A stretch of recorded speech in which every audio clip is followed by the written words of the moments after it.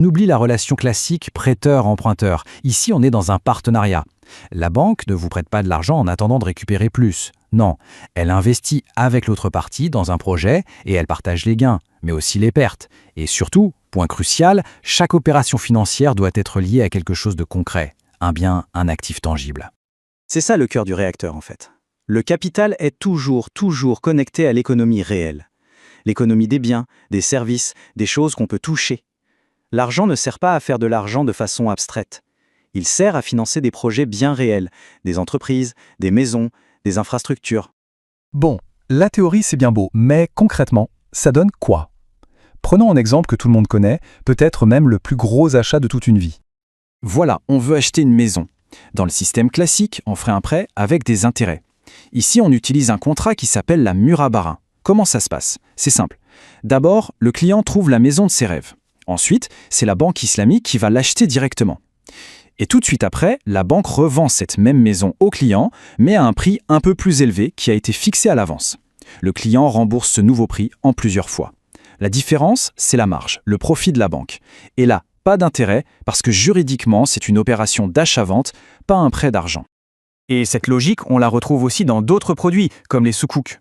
On les surnomme souvent les obligations islamiques. Mais attention, ce n'est pas tout à fait ça. Un soukouk, ce n'est pas un titre de dette. C'est un certificat de propriété. C'est comme si on achetait une petite part d'un immeuble ou d'une autoroute.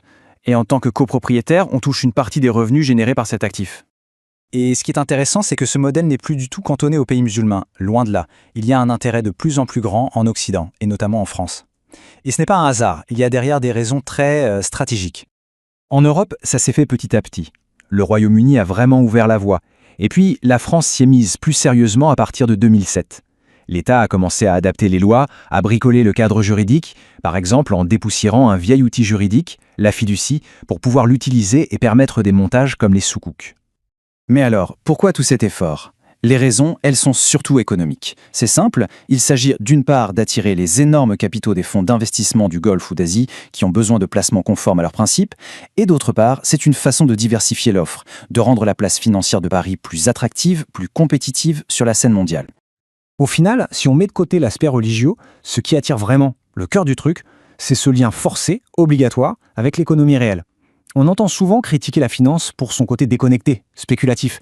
Eh bien là, on a un modèle qui, par définition, est basé sur des choses concrètes et sur le partage du risque. C'est une perspective radicalement différente.